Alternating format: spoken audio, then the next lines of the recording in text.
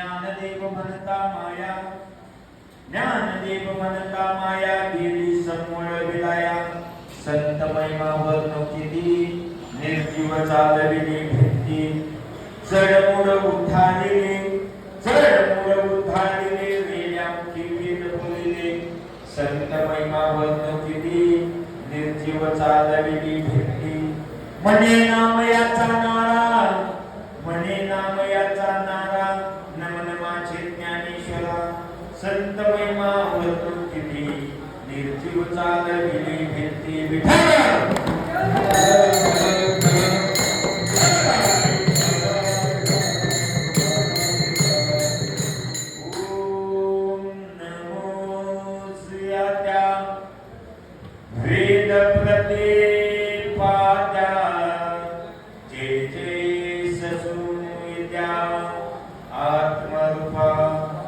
देवा तुझी गणेशु सकलात्मते प्रकाशु मने निवृत्ती दासु अवधारी जोजी श्री राधा मेरी स्वामिनी मैं राधे को दास जन्म जन्म हुए श्री वनवास श्री राधा मेरी माँ कहे पिता मोरे घनश्याम उन दोनों की चरणों में मेरा कोटि कोटि प्रणाम महायोग पीठे तटे धीमरत्यम वरं कुंडलिकाय धातु मुनिन्द्रे समागत तिष्ठम् तमानंदकंदं परब्रह्मलिंगं पदे पांडुरंगं पंढरीच्या देवराया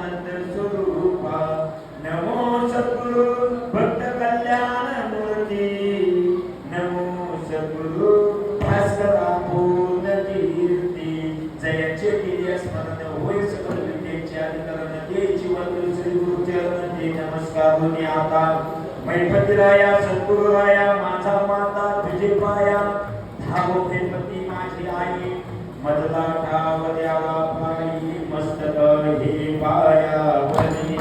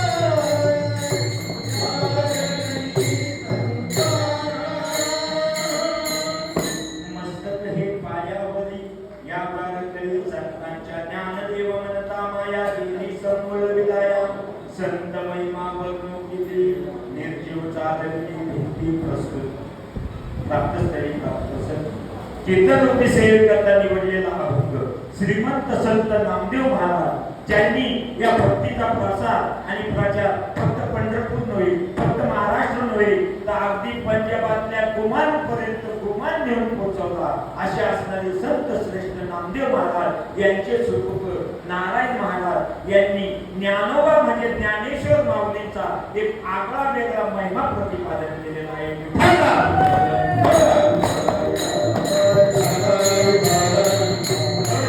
साधू संतांचे जीवन हे अलौकिक स्वरूपाचे असते. अनुभव आणि अनुवाद यांचा साम्यिक समन्वय म्हणजे साधू संतांचे जीवन. अनुभवा व्यतिरिक्त साधू संतांनी कधी समाजाला काही सांगितलं म्हणून ते एके ठिकाणी महाराज म्हणतात अनुभवाने या अंगात देव या जगात देत असे. मला अनुभव आहे तो मी या समाजाला सांगितला. आपण कोणत्याही क्षेत्रामध्ये जाणार आहे तेथे अनुभवाला भाग पडतो. आपल्या मनुष्य जीवनाचे दोन प्रकार पडतात.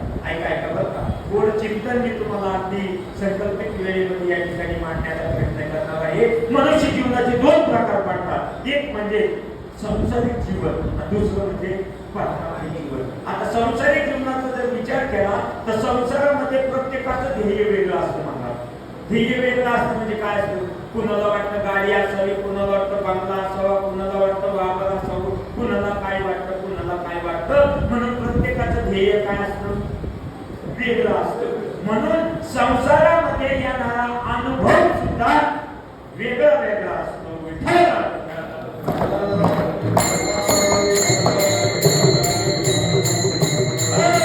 याच्या व्यतिरिक्त जर पारमार्थिक जीवनाचा जर विचार केला तर परमार्थामध्ये प्रत्येकाचं ध्येय एक असतं. काय त्या भगवान परमात्म्याची प्राप्ती करतो. मग पारमार्थिक अनुभव म्हणजे काय. खरा परमार्थिक कोण. परमार्थाचा अधिकारी कोण.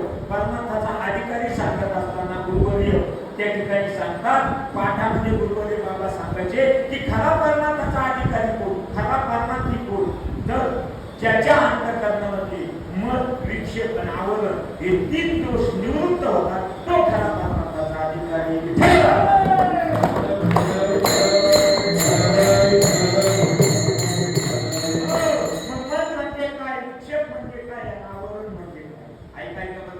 मन म्हणजे आपल्या अंतःकरणामध्ये असणारी वासना. कारण की महाराज ही वासना इतकी घातक आहे. ही वासना जर शिल्लक राहिली तर जन्म घ्यावा लागतो. मी सांगत नाही, माझे साधू संत सांगतात जन्म घेणे लागे वासनेच्या संगे किंवा जगभरत राजा हरणी गर्भी गेला सर्वांना ज्ञात आहे. काय झाला. घाला तो घातला वासने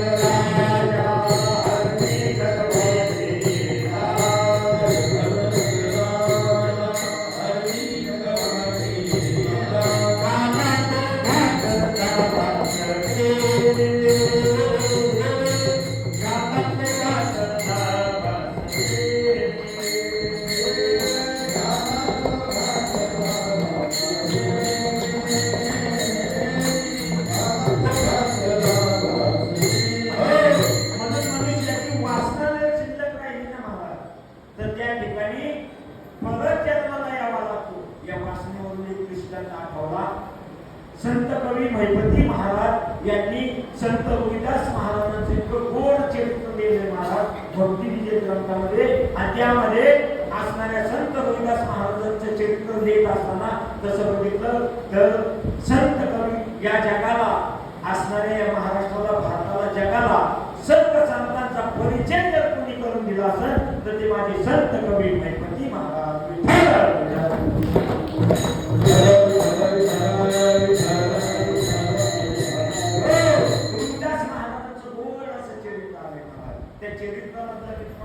वासनेबद्दल सांगून जातो. त्या चरित्रामध्ये महिपती महाराजांनी इतकं गोड लिहिलंय.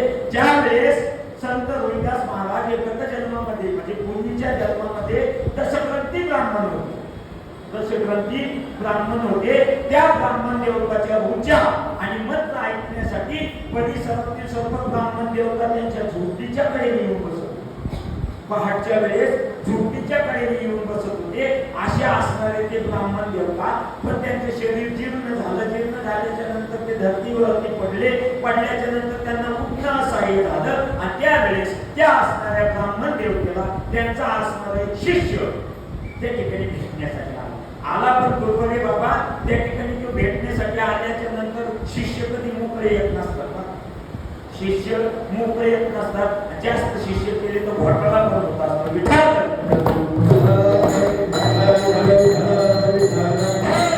शिष्य भेटण्यासाठी आला, पण येत असताना त्या ब्राह्मण देवताला त्याने एक नवीन चप्पलचा जोड नवीन चप्पलचा जोड घेऊन आला. ते ब्राह्मण देवताकडे आला, दर्शन घेतलं, म्हणे बाबा मी तुमच्यासाठी चप्पलचा जोड आणलाय. पण त्यांना उठणं सहाय्य झालं होतं, शरीर जीर्ण झालं होतं, म्हणून बाबा म्हटले की दादा समोरच्या दिवळीमध्ये ठेव. दिवळीमध्ये ते चप्पलचा जोड ठेवला. म्हणे ज्या वेळेस मी उठल त्यावेळेस पहिला चप्पलचा जोड खाली. पण महाराज त्या ब्राह्मण देवतेला उठणं असहाय्य झालं आणि शेवटची घटका जवळ आली. अंतकालेचे महादेव शेवटच्या घटकेच्या वेळेस स्मरणामध्ये जे येतंय तीच वासनारूपी शिल्लक राहता. म्हणून त्या ब्राह्मण देवतेच्या शेवटची घटका जवळ आली आणि ते भक्त ब्राह्मण देवता एवढंच म्हणू लागले की शिष्याने आणलेला चप्पलचा जोड घालायचा राहिला, चप्पलचा जोड घालायचा राहिला, चप्पलचा जोड घालायचा राहिला. आणि या स्मरणामध्ये ती ब्राह्मण देवता गतप्राण झाली. वासना शिल्लक राहिली तर त्या ब्राह्मण देवताला एका चर्मकाच्या घरी जन्माला यावं लागलं. तेच माझे संत विदास महाराज.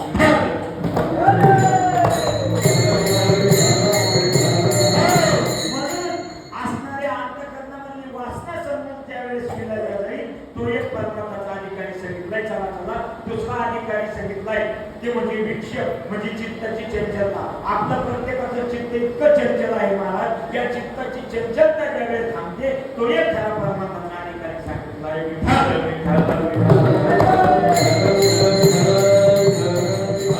आणि तिसरा अधिकारी सांगितलाय ते म्हणजे आवरण, म्हणजेच आज्ञान.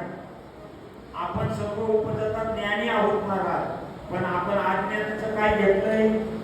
पांघरून घेतलंय. मी सांगत नाही, माऊली ज्ञानोबांच्या दरबारामध्ये आहे. माऊली ज्ञानोबा सांगतात, माऊली ज्ञानोबा गोड दृष्टांत देतात जुन्या काळच्या कंदीलाचा.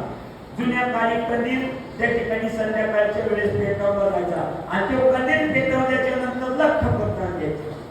पण कालांतराने मध्यरात्री बघितल्याच्या नंतर त्या कंदीलाचा प्रकाश काय व्हायचा? मंद व्हायचा. मग प्रकाश आहे तेवढाच आहे, पण तो मंद का भासतो? तर त्या कंदीलाला एक काच असते, त्या काचाला आतमधून काय येते? काजळी येते. ती काच काढल्याच्या नंतर, ती काजळी स्वच्छ केल्याच्या नंतर प्रकाश आहे तेवढाच आहे, पण तो आपल्याला कमी भासला. तर का? त्या काचाला असणारी काय आली? काजळी आली. तशी तुम्हा आम्हा सर्वांना काय आलेली आहे? अज्ञानाची काजळी महाराज. आपण उपजता ज्ञानी आहोत. माऊली ज्ञानोबा नाही म्हणतात मी अविवेकाची काजळी फेडून विवेक ती पोहोचली, पण योगी आहे ती बाई निरंतर.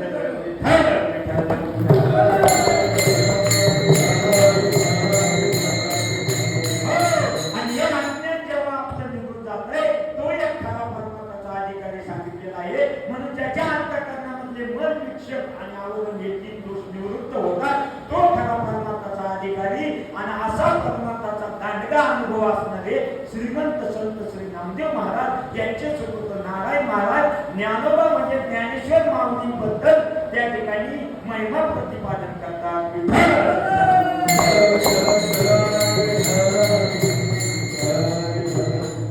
महाराज म्हणतात की मायाने सर्वांना त्रास दिला आहे आणि ही माया जर समूळ मिळायला घालायची असेल तर तुम्ही काय करा? तर ज्ञानोबा म्हणजे ज्ञानेश्वर महाराजांचं नामस्मरण करा. ज्ञानेश्वर महाराजांचं नामस्मरण केल्याने काय होईल? तर तुम्ही आम्हीच्या मायेमध्ये गुरफटलेले आहोत ना, ही माया समूळ विलायला जाईल. ठीक आहे महाराज, आणि त्यांचं नामस्मरण करू, आमची माया विलायला जाईल, पण त्यांच्या कर्तृत्वाबद्दल, कार्याबद्दल आम्हाला काहीतरी सांगा ना. त्याच वेळेस महाराज म्हटले की त्यांचं कार्य आहे, त्यांचं कर्तृत्व आहे का त्यांनी निर्जीव असणारी भिंत चालवली. अजून काय केलं तर जड आणि मुळाचा उद्धार केला. ज्यांनी निर्जीवाची भिंत चालवली, ज्यांनी जड आणि मुळाचा उद्धार केला, नोहे निर्बुद्ध असणारा प्राणी रेडा, ते रेड्याच्या मुखातून काय बोलवते? वेद बोलवले. ज्यांनी निर्जीव भिंत चालवली, ज्यांनी जड आणि मुळाचा उद्धार केला, ज्यांनी निर्बुद्ध असणारा प्राणी रेड्याच्या मुखातून वेद बोलवले, असे असणारे संत श्रेष्ठ श्री ज्ञानेश्वर महाराज यांच्या चरणी मी नमन करतो.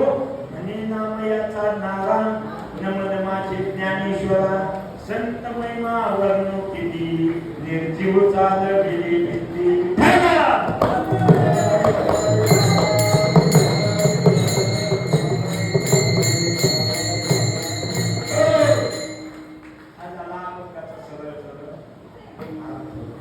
संकल्पित वेळेमध्ये आपण या अभंगाचा क्रमशः विचार करणार आहोत. अगदी संकल्पित वेळेमध्ये आपल्याकडे पाऊण तास शिल्लक आहे आणि त्या संकल्पित वेळेमध्ये आपण अभंगावरती चिंतन मांडणार आहोत. तर पूर्वी चाललेल्या कार्यसंबंधाबद्दल थोडासा परिहार देणं हे वक्त्याचं कर्तव्य असल्या कारणाने थोडासा परिहार तो असा की गोड असा उपक्रम नव्हे. मी तर माझं परम भाग्य समजतो की ज्या माऊली ज्ञानोबरायांच्या असणाऱ्या संजीवन समाधीने पुनीत झालेल्या असणारे हे आळंदी देवाची आणि या असणाऱ्या या देवाच्या आळंदीमध्ये माझ्यासारख्या पामराला या ठिकाणी सेवा करण्याची संधी मिळाली. विठ्ठल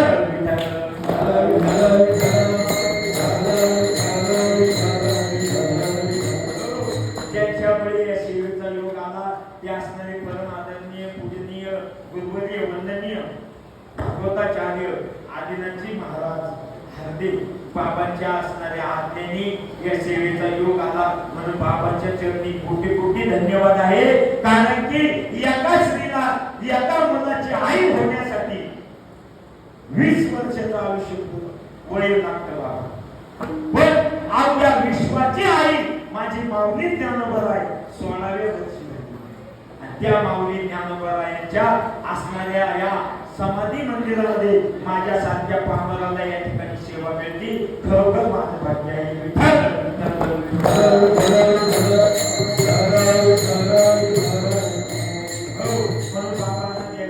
धन्यवाद या ठिकाणी थोडे आहेत. त्याच पद्धतीने बाबांचे असणारे सहकारी आदरणीय शिंदे मामा या ठिकाणी शिंदे मामांची खूप धडपड असते. शिंदे मामांना या ठिकाणी धन्यवाद देतो. या बाबांसमेत कायमच समेत असणारे आदरणीय आमचे आप्पा असतील, आदरणीय राजू महाराज असतील, आदरणीय अक्षय महाराज असतील, या मंदिरामध्ये सेवा करण्यात गेलेकरी बाबा त्यांचे चरणी साष्टांग प्रणिपात करतो आणि सर्व भाविकांचे चरणी साष्टांग प्रणिपात करून संकल्पित वेळेमध्ये आपण भक्ती चिंतन मांडण्याचा प्रयत्न करतो.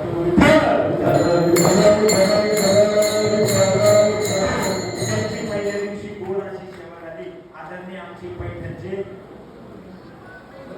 चौधरी महाराजांच्या चरणी साष्टांग प्रणिपात करतो. त्यांचे असणारे मुलगा या ठिकाणी उपस्थित आहे. ते पण गोड पक्वान वाजवतात. आमची चर्चा झाली म्हणून त्यांनाही या ठिकाणी साष्टांग प्रणिपात करतो आणि अगदी संकल्पित वेळेमध्ये आपण भक्ती चिंतन मांडण्याचा प्रयत्न करतो. साधू संतांचे जीवन या ठिकाणी सांगत असताना आपण जर संत वाङ्मयाचा जर विचार केला, संत वाङ्मयाचं जर अवलोकन केलं तर आपले एक गोष्ट अशी लक्षात येईल की संत वाङ्मयामध्ये अनेक गोष्टीचा महिमा प्रतिपादन केलेला आहे. अनेक गोष्टीचा महिमा प्रतिपादन केलेला आहे. कोणत्या गोष्टी आहे हो ज्यांचं शास्त्रामध्ये ग्रंथामध्ये त्या ठिकाणी अवलोकन आलेलं आहे. त्यामध्ये प्रथमतः संत वाङ्मयामध्ये शास्त्रामध्ये वस्तूचा महिमा प्रतिपादन केलेला आहे. तदनंतर तीर्थाचा महिमा प्रतिपादन केलेला आहे. तदनंतर तीर्थक्षेत्राचा महिमा प्रतिपादन केलेला आहे. अगदी त्याच पद्धतीने भगवंताचा महिमा प्रतिपादन केलेला आहे. भगवंताच्या नामाचा महिमा प्रतिपादन केलेला आहे. अगदी त्याच पद्धतीने संतांनी संतांचा महिमा प्रतिपादन केलेला आहे.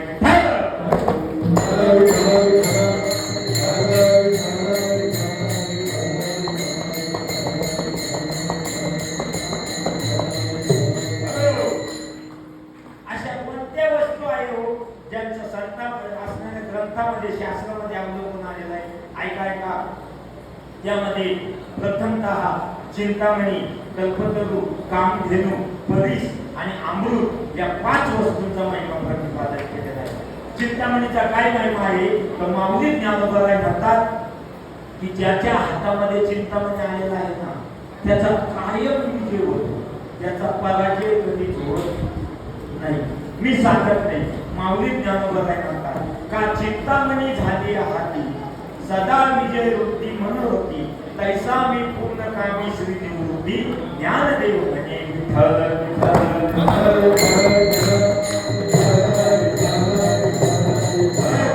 ज्याच्या हातामध्ये चिंतामणी आलेला आहे ना त्याचा कायम विजय होतो महाराज, त्याचा पराजय कधीच होत नाही. हा झाला चिंतामणीचा महिमा.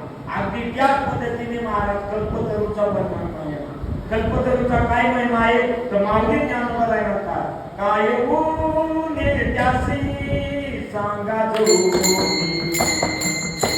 काय त्यासी सांगा जो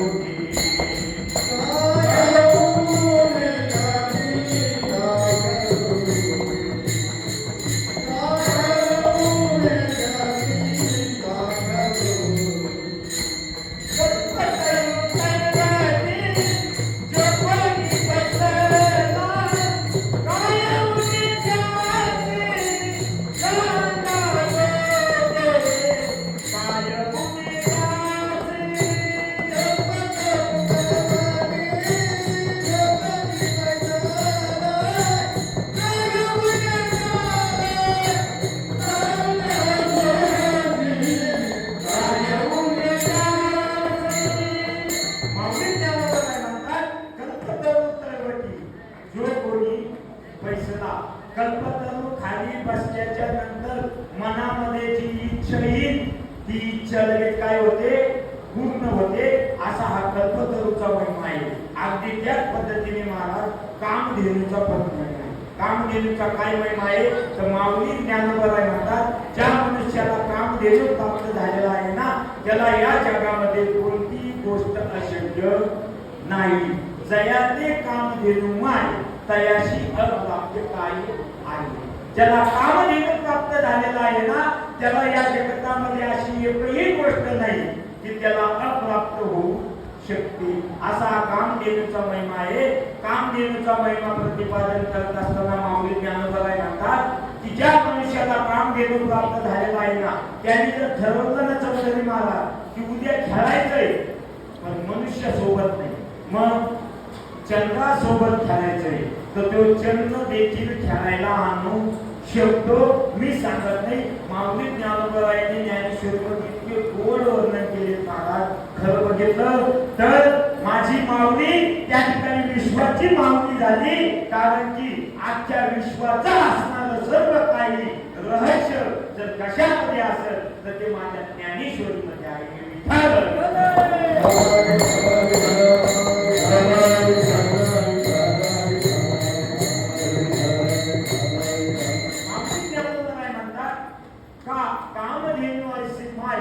सदैव विजय होय तो चंद्र ही परिसया खेळायवासी.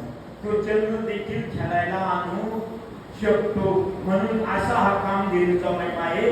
अगदी त्या पद्धतीने परिसाचा पण महिमा आहे. परिस काय करतो तर आपल्या संगतीमध्ये येणाऱ्या लोकांचं सोनं करतो. आपली या महिमाने धातू परिस करीतो सोने.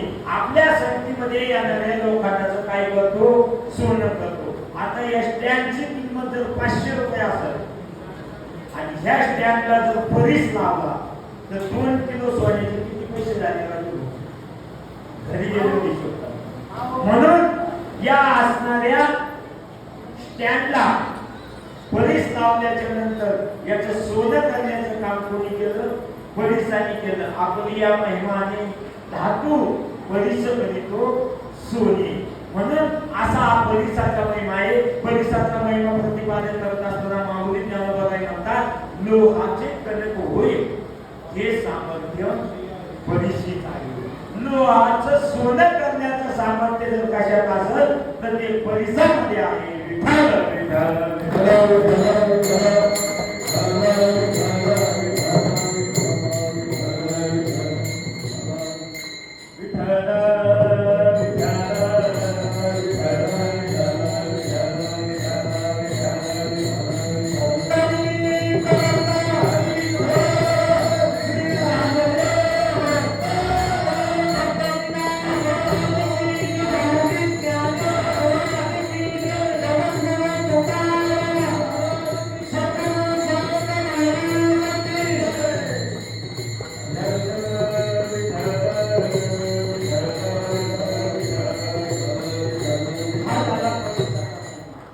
अगदी त्याच पद्धतीने महाराज अमृताचा पण महिमा आहे. अमृताचा काय महिमा आहे तर माऊली ज्ञानोबा म्हणतात ज्याच्या पोटामध्ये, कारण की ज्याच्या असणाऱ्या ज्यांच्या भूमीमध्ये आपण उभं आहोत त्यांचंच घेतलं पाहिजे. बरोबर आहे की नाही? त्यांचंच घेतलं पाहिजे. म्हणून ज्ञानेश्वरी सोडून बोलणार. माऊली ज्ञानोबा म्हणतात ज्याच्या पोटामध्ये अमृताचा झरा निर्माण झालेला आहे ना त्याला तहान आणि भुकेची चिंता राहत नाही. जैसा अमृताचा निर्झरू जया जयेचा चक्रू तो स्रोत केशेचा आदरू काहीच नेणे विठाल विठाल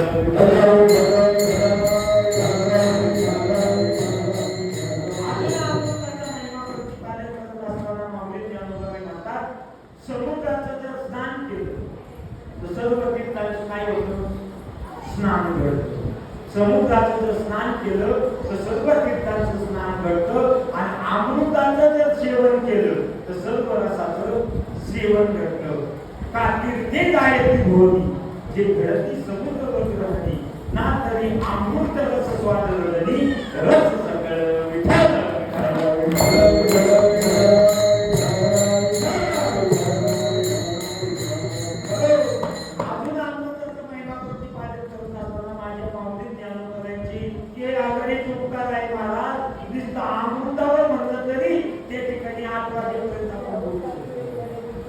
अजून एकच उदाहरण देतो पुढे चालतो.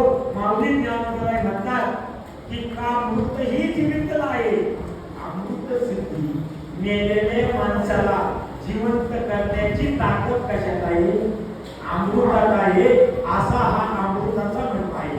म्हणून असणाऱ्या या 5 वस्तूंचा महिमा शास्त्रामध्ये आलाय. कोणता? चिंतामणी, कल्पतरू, कामधेनू, पोलीस आणि अमृत.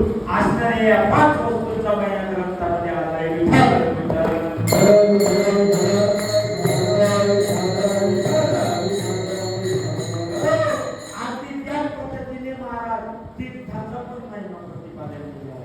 तीर्थाचा महिमा सांगत असताना जगद्गुरु तुकोबाराय म्हणतात की मी सर्व तीर्थांची भ्रमंती केली, मी सर्व तीर्थांची गुण देखील ऐकली, पण पंढरपूर सारखे तीर्थक्षेत्र या जगतामध्ये मला कुठेही आढळले नाही. अशा त्या पंढरपूर तीर्थक्षेत्रामध्ये काय आहे हो? ऐसी चंद्रभागा, ऐसे भीमा तीर्थ, ऐसा विकेवली देव कुठे. मी सर्व तीर्थांची भ्रमंती केली. कुठे कुठे काही काही देवाचे भक्त मुलगेच आहे, कुठे कुठे काही काही देवाचे आद्य समाध्या आहे. पण पंढरपूर तीर्थक्षेत्रामध्ये असा माझा भगवंत परमात्मा आहे का तो कटेवरी हात घेऊन आणि विटेवरी काय आहे? उभा आहे. असं तीर्थक्षेत्र या जगतामध्ये मी कुठेही पाहिलं नाही. ऐसी चंद्रभागा, ऐसे भीमा तीर्थ, ऐसा विटेवरी देव कुठे. माऊली ज्ञानोबा तीर्थक्षेत्राचं महिमा प्रतिपादन करत असताना सुद्धा माऊली ज्ञानोबा म्हणतात ऐका पंढरीचे महिमान जे तुझे देऊळा प्रभात तेथे कुणाची बजान तेची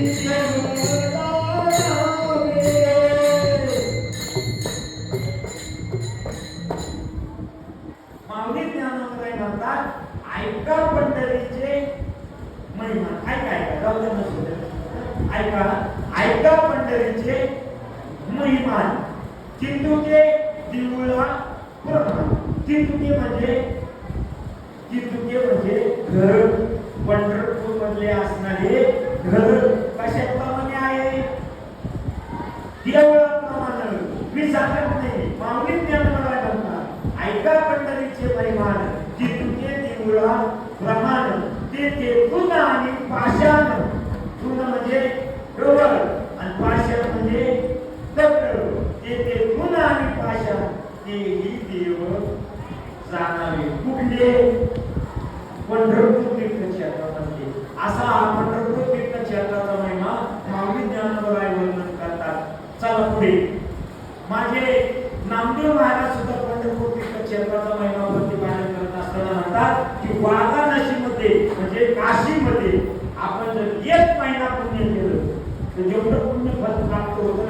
तेवढं पुण्य आपण एक दिवस गोदावरीच्या तटावरती उभा राहिल्याच्या नंतर, जेवढं पुण्य एक महिन्यामध्ये त्या ठिकाणी वाराणसीला म्हणजे काशीला गेल्याच्या नंतर प्राप्त होतं, तेवढं पुण्य एक असणारा गोदावरीच्या तटावरती एक दिवस उभा राहिल्याच्या नंतर तेवढं पुण्य प्राप्त होतं. जेवढं पुण्य फळ एक दिवसामध्ये गोदावरीच्या तटावरती उभा राहिल्याच्या नंतर होतं, तेवढं पुण्य फळ एक पाऊल नुसतं पंढरपूर तीर्थक्षेत्रामध्ये टाकलं तरी तेवढं पुण्य फळ प्राप्त होतं. मी मनाने सांगणारच नाही, प्रमाणाने बोलणार नाही. नामदेव महाराज म्हणतात वाराणसीचा आले मासा गोदावरी एक दिवसा पंढरी पाऊल पडता ऐसा कसा नामाचा विठ्ठल.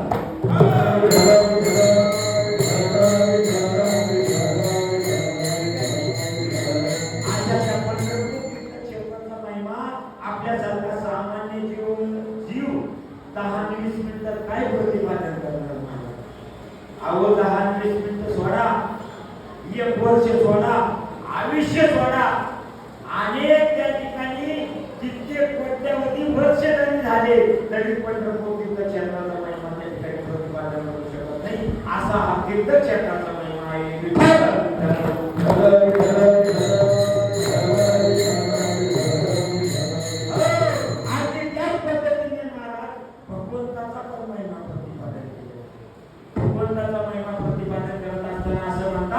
शेषाला 1000 कोटी, किती 1000 कोटी, त्याला 2000 जीवा फुटल्या. शेष भगवंताचं वर्णन करण्यासाठी गेला पण तेच थांबला. शेष शिमला झाल्या दोन सरळ जीवा, शेष देखील भगवंताचा महिमा प्रतिपादन करू शकला नाही. साक्षात लक्ष्मी माता, साक्षात लक्ष्मी माता सुद्धा भगवान परमात्माचा महिमा प्रतिपादन करू शकल्या नाही. मी तर असं म्हणत आपला सामान्य जीव त्या ठिकाणी काय त्या भगवान परमात्माचा महिमा प्रतिपादन करणार. या ठिकाणी सूर्य देवता उगवल्याच्या नंतर जसा अंधकार नष्ट होतो तसं भगवान परमात्मा प्राप्त झाल्याच्या नंतर या जीवनामध्ये असणार त्या ठिकाणी दैन्यही राहत नाही, कोणतेही संकटही राहत नाही. त्या ठिकाणी फक्त सुख प्राप्त होत असतं.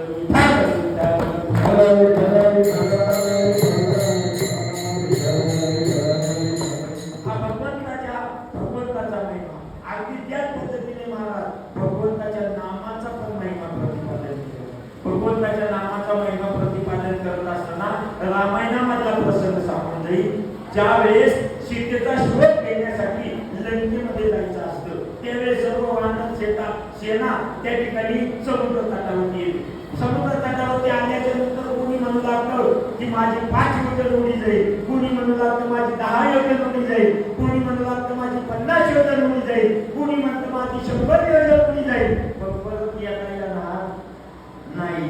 पण भगवंताला माहित होतं की हनुमंतराया असे आहे त्याचे पलीकडेही जाऊ शकतात आणि आधीकडेही येऊ शकतात. भगवंतानी वेळोवेळी हनुमंतरायाला आज्ञा केली. हनुमंतराया लंकेत गेले, सीतेचा शोध घेतला, लंका जाळली आणि रामेश्वरला आले. आल्याच्या नंतर सेतू बांधण्याची योजना आखली. सेतू बांधण्याची योजना आखली आणि त्या ठिकाणी जी वानर सेना प्रत्येक दगड घेऊ लागली. त्या दगडावरती राम नाम लिहू लागली आणि असणाऱ्या पाण्यामध्ये टाकू लागली. ते दगड काय होऊ लागले? डोबू लागले. ही गोष्ट जेव्हा लंकेमध्ये त्या राक्षसांना समजली त्यावेळेस त्या लंकेमध्ये राक्षस व्हायला पळू लागले आणि म्हणू लागले की त्यांच्या नावाने दंड करतात, आपल्या राज्यामध्ये काही दळ नाही. ही गोष्ट जेव्हा रावणाला समजली ना तेव्हा रावणाने तातडीची दौडी पिटवली आणि दौडी पिटवली सांगायला सांगितलं ऐकावं का म्हणजे उद्या सकाळी आपले रावण महाराज दगड तारणार आहे तेव्हा सर्वांनी समुद्र तटावरती यायचं हो. अशी काय केली दौडी पिटवायची अशी दौडी पिटवली महाराज आणि ती दौडी पिटवल्याच्या नंतर दुसऱ्या दिवशी सकाळी सर्व राक्षस सेना समुद्र तटावरती आली. सर्व राक्षस सेना आल्याच्या नंतर रावणही आला.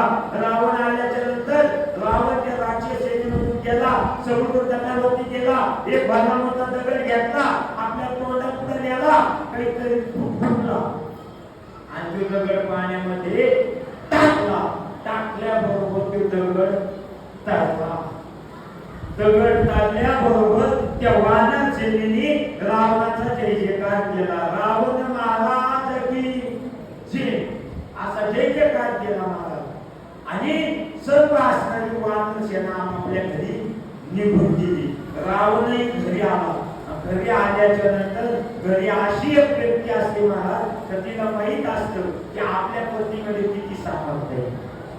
रावण घरी आला, एक पाय आतमध्ये एक पाय बाहेर. तेच म्हणतो घरी म्हटली की तुमच्या हातून दगड करू शकत नाही, मग तुमच्या हातून दगड टाकला कसा. तेव्हा रावण म्हटला आणि आतमध्ये तर येऊ. आतमध्ये आला आणि मंदुधरीला म्हटला, मंदुधरी आपल्या राक्षस सेनेचं मनोबल खचत चाललं होतं आणि त्यांचं जर मनोबल खचलं असतं तर आपल्याला युद्ध करता आलं नसतं. म्हणून त्यांचं मनोबल वाढवण्यासाठी मी समुद्र तटावरती गेलो. एक भला मोठा दगड उचलला, तो तोंडाई पुढे घेतला आणि त्या दगडाला म्हणलो तू जर करला नाही तर तुला रामाची शपथ. आणि तो दगड पाण्यामध्ये टाकल्याबरोबर तो दगड टाकला. ही गोष्ट जेव्हा रामाला समजली त्यावेळेस श्रीराम पुन्हा एकट्याने प्रयोग करण्याचा काय केला प्रयत्न केला. श्रीराम प्रभू समुद्र तटावरती गेले, दगड घेतला, त्यावरती राम नाव टाकलं आणि पाण्यामध्ये टाकला. टाकल्याबरोबर दगड बुडाला. एक टाकला, दोन टाकला, तीन टाकले, दगड बुडायला लागले. म्हणून कुणी आपल्याला पाहतं काय म्हणून मागे वळून बघितलं तर हनुमंतराय हजर होते.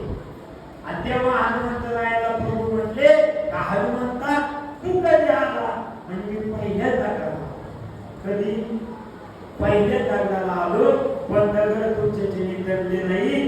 भगवंता तुझ्या नामाचा महिमा तुझ नकळे मेघ श्यामा. म्हणून हा असणारा भगवंताच्या नामाचा महिमा आहे. विठ्ठल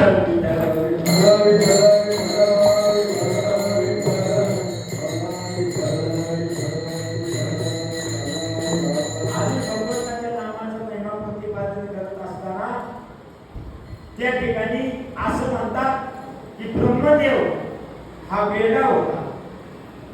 ज्या वेळेस सृष्टी उत्पन्न करण्याची वेळ आली त्यावेळेस या ठिकाणी निर्धलन करण्याचं काम भगवान विष्णूकडे दिलं, पालन करण्याचं काम महादेवाकडे शंकराकडे दिलं आणि सृष्टी उत्पन्न करण्याचं काम ब्रह्मदेवाकडे दिलं. पण ब्रह्मदेवाकडे सृष्टी उत्पन्न करण्याचं सामर्थ्य नव्हतं. पण तरी सुद्धा ब्रह्मदेवाच्या हातून सृष्टी उत्पन्न झाली. त्याला काय कारण आहे तर ब्रह्मदेवाने भगवंताचं काय केलं नामस्मरण केलं. माऊली ज्ञानोबा म्हणतात परिस्मृतीच्या उपक्रमा पूर्वी का विहोत्तमा वेदा ऐसा ब्रह्मा एकलाची होता.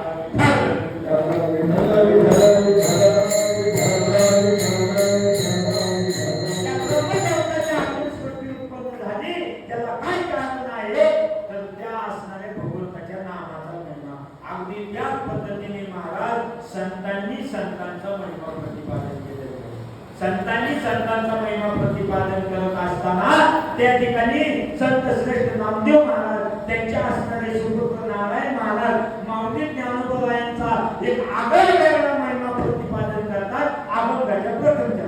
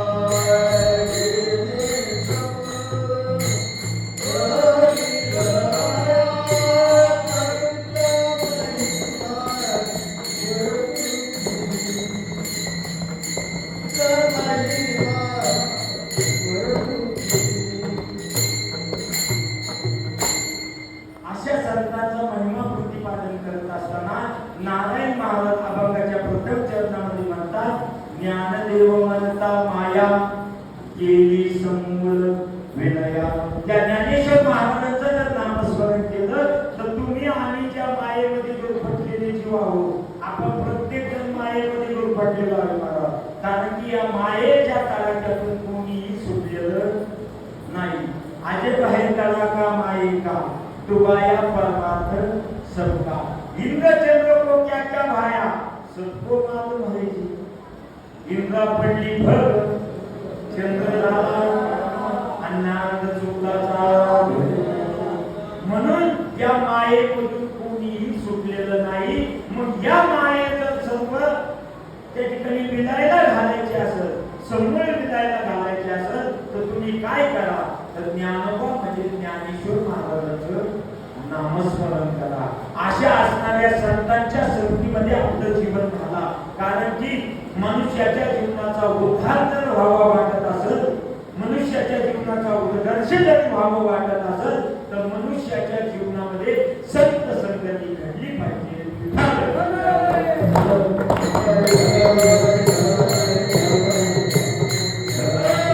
कारण की जीवनामध्ये चांगल्याच्या संगतीमध्ये राहिलं तर चांगलं होतं.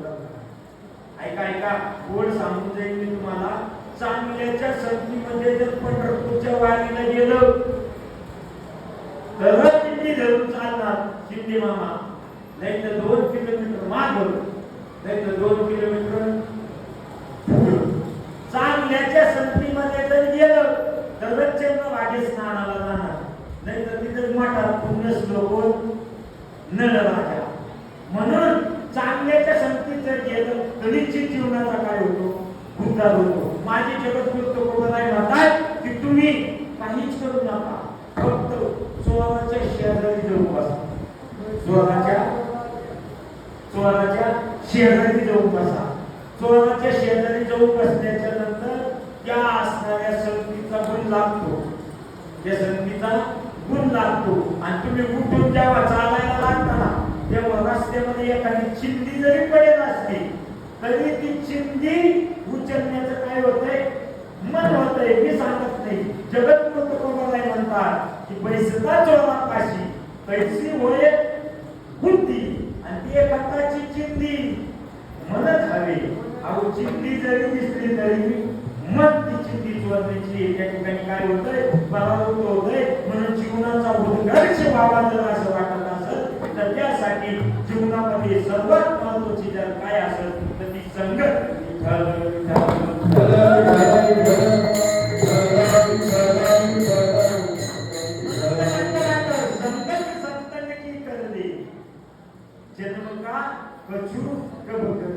त्या ठिकाणी चांगल्याची जर संगत घडली. ऐका ऐका, अगदी उदाहरण सांगून जाईल. एक कथा आलेली आहे. एक नगरीचा राजा होता. संगत सांगतो मी तुम्हाला, संगतीचा गुण. एका नगरीचा राजा होता. तो शिकार करण्यासाठी जंगलामध्ये गेला. जात असताना एकलाच गेला, सोबत कोणी नेलं नाही. त्या ठिकाणी जंगलामध्ये दरदर भटकला. दुपारची वेळ झाली. जसं आताचं 42 टेम्परेचर होतं तसंच तेव्हाचं टेम्परेचर होतं. त्या राजाला इतकी तहान लागली, एकही शिकार मिळाली नाही. त्या राजाने शेवटी असा विचार केला की आता जर भटकून काही उपयोग नाही, थोडासा आराम केला पाहिजे. म्हणून त्यांनी सुंदर अशी झाडाची सावली बघितली आणि त्या सावली खाली जाऊन बसला. बसल्यानंतर सुंदर गावात सावली होती. त्याला वाटलं आता थोडा वेळ आराम करावा म्हणून तो खाली झोपला. पण ऐका, तो राजा जाण्याच्या अगोदर त्या झाडावरती एक राजहंस आणि कावळा येऊन बसला.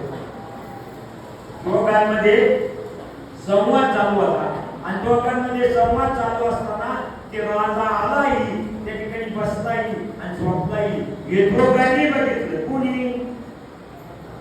राजहंसांनी आणि कावळ्यांनी दोघांनी बघितलं. पण कोणत्या तरी भांडीमधून सूर्यकिरण राजाच्या डोळ्यावरती जात होते आणि राजाची झोप मोड होती.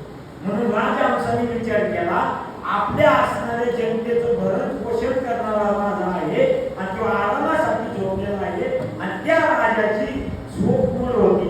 म्हणून त्या राजहंसाने काय केलं, ज्या भांडीमधून सूर्यकिरण येत होते त्या भांडीवरती जाऊन बसला आणि आपल्या पंखावरती काय घेतले, सूर्यकिरण घेतले.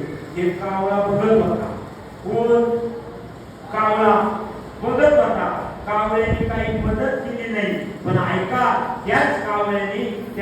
राजाच्या अंगावरती विष्णा केली आणि ती विष्णा राजाच्या कपाळावरती पडल्याबरोबर राजाला जाग आली.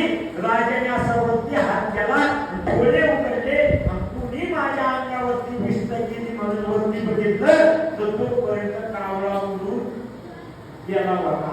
त्या ठिकाणी कोण होता? फक्त राजहंस होता. राजाने बघितलं, डोळे उघडले, राजहंस दिसला, मागला पुढला काही विचार न करता शेजारचा धनुष्यबाण उचलला आणि त्या राजहंसाला बाण मारला. राजहंसाला मारावा लागला. राजहंसाला मारावं लागलं कारण राजहंसाने कोणाची संगत केली होती? कावळ्याची संगत केली होती. असे बरेच कावळे आपल्या संगतीमध्ये राहतात. अशा कावळ्यांपासून सावध राहिलं पाहिजे.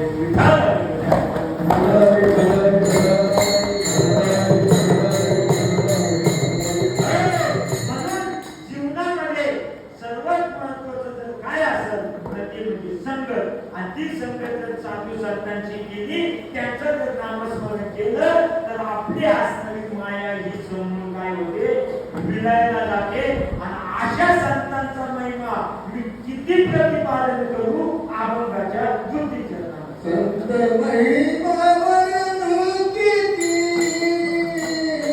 संत महिमा वर्णू किती,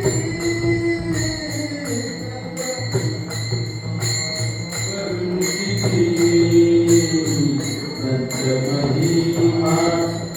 किती, संत महिमा वर्णू किती,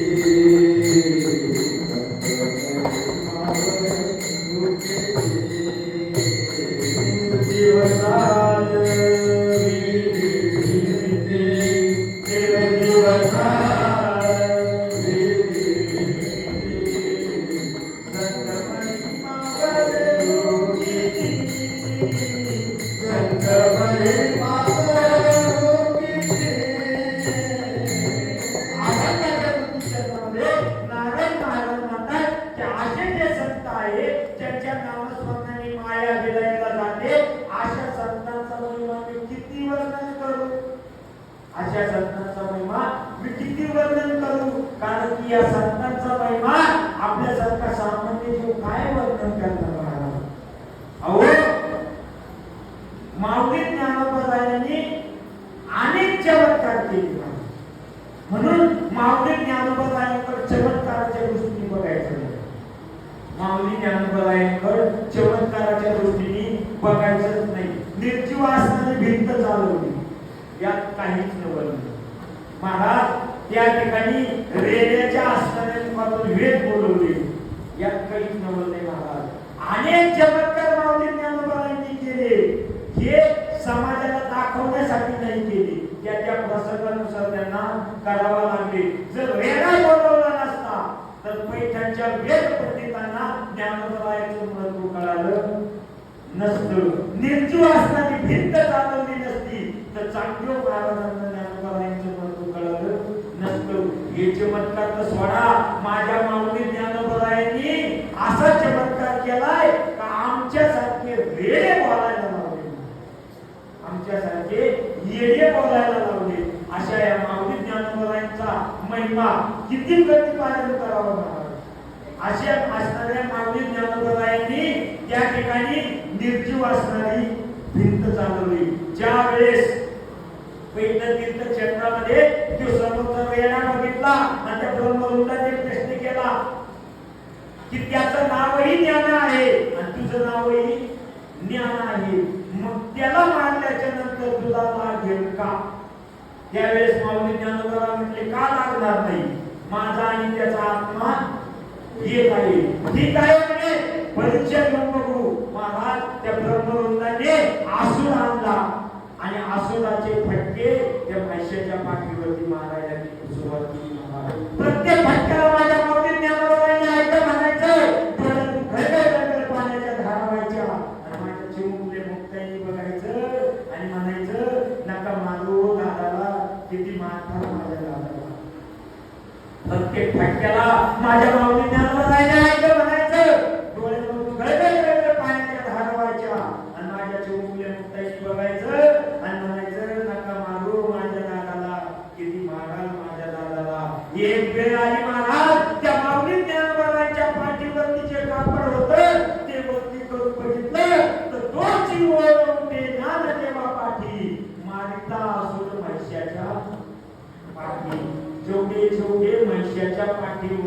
फटके मारले होते तेवढे वर माझ्या माऊली ज्ञानोबरायांच्या पाठीवरती उठले होते. त्याच वेळेस माऊली ज्ञानोबराय म्हटले, ज्ञानदेव म्हणे, तोही माझा आत्मा वेगळी तया नाही. अहो त्या रेड्याचा आणि माझा आत्माच वेगळा नाही, आमच्यात वेगळीताच नाही. असे असणारे माऊली ज्ञानोबरायांनी निर्जीव असणारी भिंत चालवली. अजून काय केलं तर जड आणि मुलाचा उद्धार केला. आपण गजात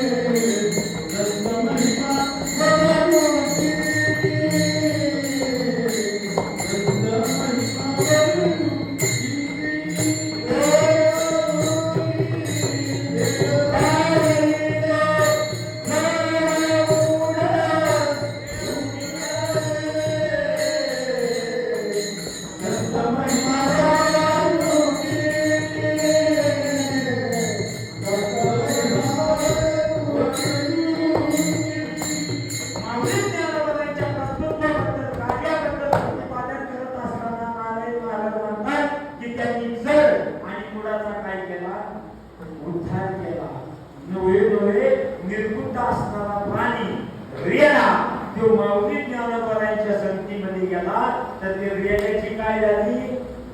समाधी झाली. म्हणून मनुष्याने संगत करत असताना कोणाची करावी यामध्ये 4 मुद्दे मी तुम्हाला सांगून जाईल. जीवानी जडाची संगत करायची का? जीवानी जीवाची संगत करायची का? जीवानी देवाची संगत करायची का? जीवानी संताची संगत करायची का?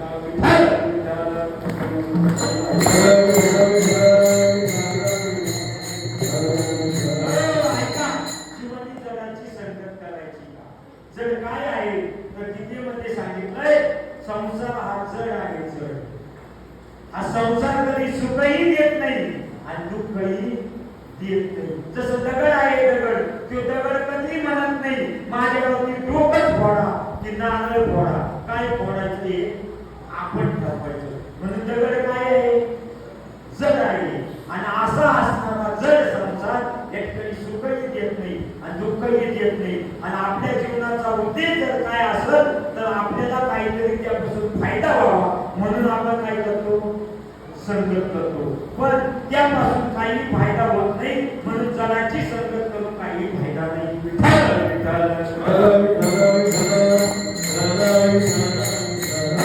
चला मग जीवाची संगत करायची का? जीवाची संगत करायची का? जीवाची संगत आपण नस करू महाराज. पण जीव स्वतंत्र नसून जीव हा काय आहे? परतंत्र आहे. कारण की जीव हा कोणाचा अंश आहे? साक्षात भगवत परमात्म्याचा अंश आहे. मी सांगत नाही. गीतेमध्ये 15व्या अध्यायात भगवत परमात्मा म्हणतात ममैव वंशे जीवलोके जीवभूते सनातन. हा जीव आत्मा साक्षात भगवत परमात्म्याचा काय आहे? अंश आहे. म्हणून जीव हा स्वतंत्र नसून जीव काय आहे? परतंत्र आहे.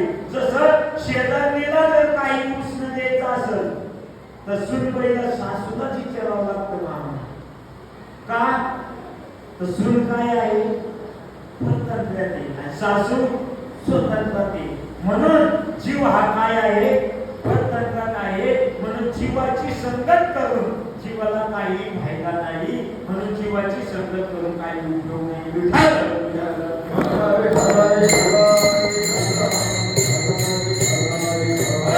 मग जीवाने देवाची संगत करायची का?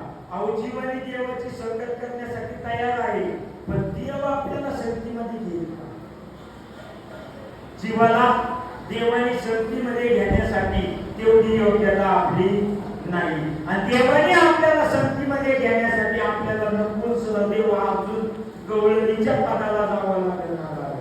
त्याच्या गवळणी वाट्याला त्या भगवान परमात्म्याला फक्त एवढीच आराधना करायच्या हे भगवान परमात्मा.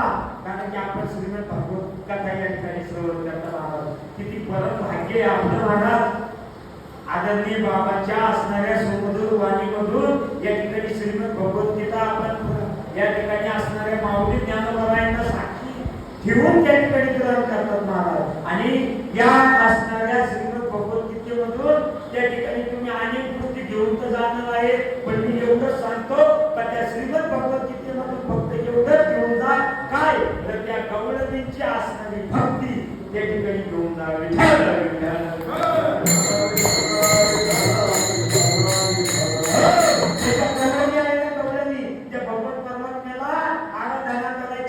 आणि भगवत परमात्म्याला फक्त एवढंच म्हणायचे की हे भगवान परमात्मा, तू आम्हाला किती त्रास देतो, तू आमची किती चेष्टा कर, तू आमची किती मस्करी कर, पण तुझा विसर आम्हाला होऊ देऊ नको. आणि त्या विसरामध्ये त्या गवळणी त्या ठिकाणी विभाग त्या ठिकाणी भगवत परमात्म्याची आराधना करायचे महाराज.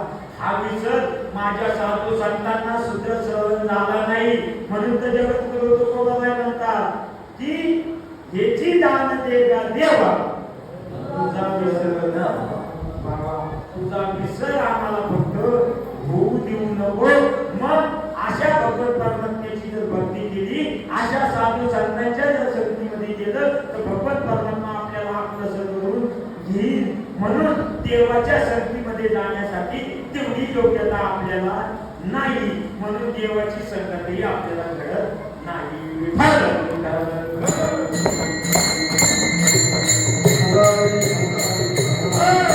जगामध्ये असं कोण आहे हो जे आपल्याला संगतीमध्ये घेईल आणि आपल्या जीवनाचा उद्धारही करेल आणि त्यांच्या मंजूरपासून आपल्याला काहीतरी फायदाही होईल, ते म्हणजे फक्त संत आहे. आणि अशा संतांच्या संगतीमध्ये जर गेलं तर आपल्या जीवनाचा उद्धार झाल्याशिवाय राहत नाही. असे असणारे संत श्रेष्ठ माऊली ज्ञानोबा यांच्या चरणी मी नमन करतो. अभंगाच्या शेवटच्या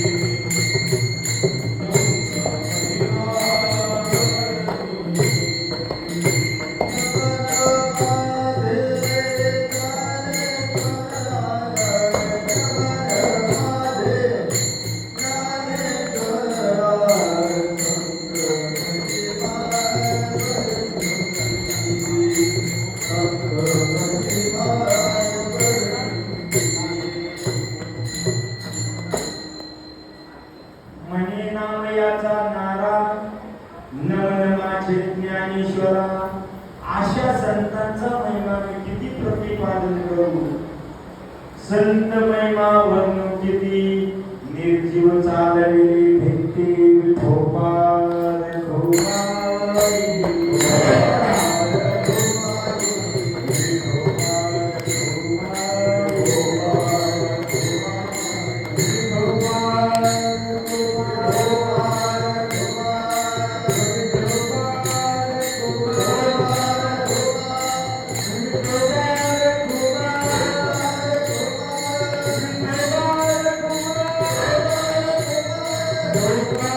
Thank you.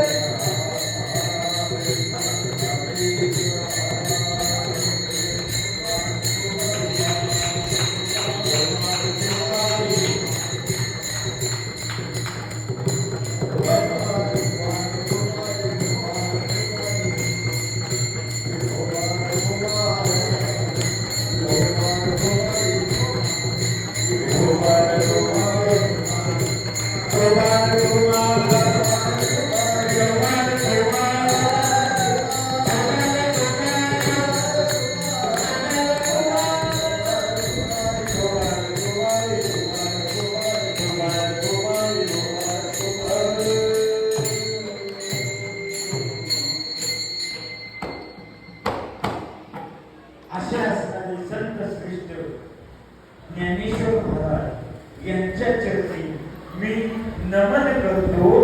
असे असणारे संत नामदेव महाराज यांचे सुपुत्र नारायण महाराज प्रतिपादन करतात.